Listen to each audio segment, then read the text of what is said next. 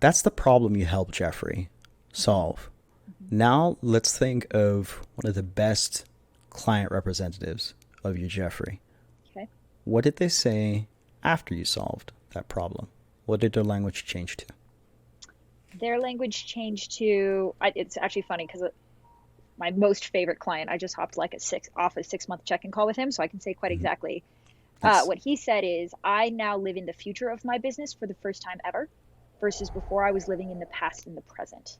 Oh, I I am, love that. I know, I am ahead of my goals for the first time ever. Like we're further into our goals for the year than, and that is a first, that they've always been playing catch up and they've always been behind and they've always been unable and off track in hitting their goals, and now they're out competing them.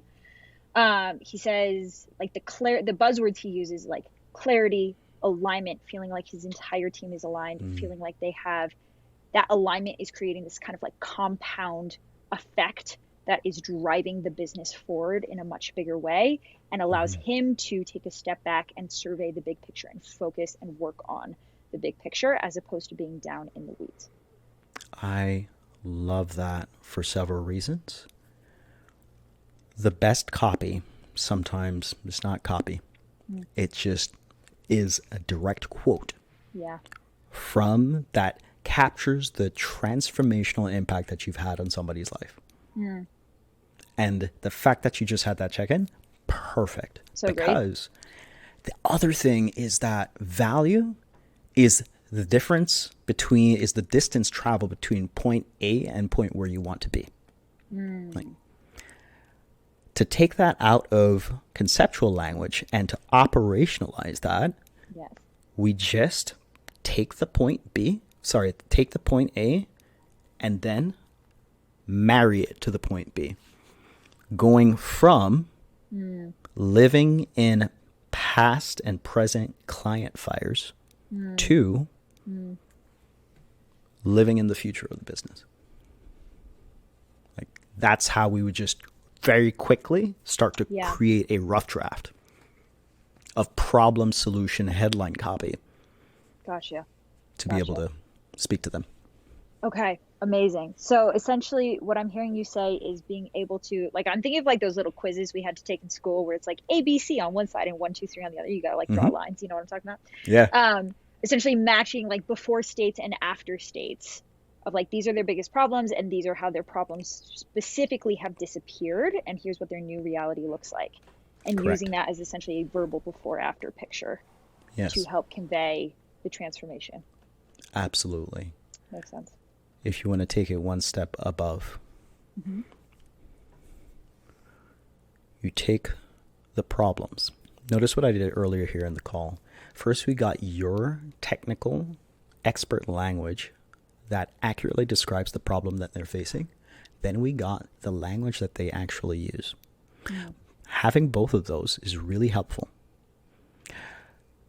Then we got the after language. Mm-hmm. We got a bit into the language that they use, but now I'm curious, is there any technical language that you would use to accurately describe Jeffrey's point B? Totally. And I have a follow-up question, but so the technical language that I would use, like for this specific pain point, is that he's achieved strategic alignment, which is focusing his team and allowing them to compound energy management and momentum to accomplish goals faster. Nice. Yeah. I want to give you something for the purposes of the transcript recording Yeah. so that you also be able to have it to be able to come back to it. Thank you. Here's how we might just craft all of this into a content piece that you could Okay. put off into the wild to test on Facebook, social channels, wherever the case may be. Do you want to go from point A quote to point B quote? Well, first we need to understand why point A quote is even happening. Now you provide your technical expert understanding of the problem to be able to have them get to what I call problem clarity. People talk about problem awareness, but what they're usually aware of is symptoms, which is Right. different from the root cause problem. Totally. Typically, as the subject matter expert, we have problem clarity, which is part of the reason why they're even coming to us in the first place. Sure. Like, you go to a doctor to get an accurate diagnosis. Right. You have symptoms. You bring your symptoms to the doctor. Doctor gives you a diagnosis, and then they can write the proper prescription. Wrong diagnosis, wrong prescription every single time. Right. Right. So you provide value through your messaging by just getting them to problem clarity. Then you can take them one step further. Then you can bring them to solution awareness and clarity. It's like you could think of that as a spectrum. At the beginning is solution awareness, but then solution clarity is like the end of that. And now that starts the next phase of the customer journey, which is, okay, decision, like awareness, you know?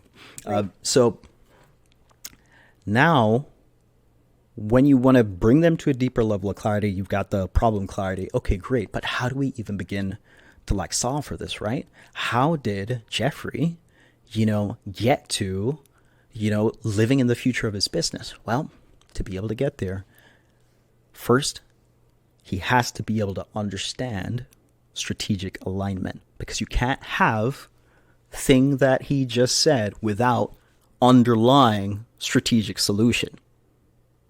And now your person is primed to be able to receive the technical expertise. And you're talking about the strategy, but you're not giving them the implementation. For the implementation, they're going to hop on a call with you. They engage with your team. They take whatever diagnostic and stuff like that. Yep. I see. So to repeat back what you're saying, make sure I understand it.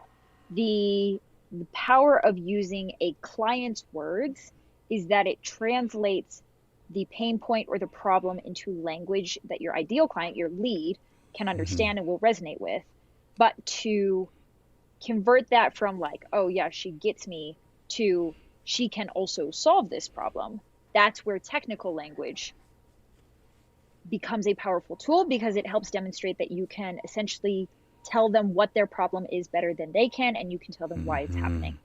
Exactly. We're going from empathy to credibility.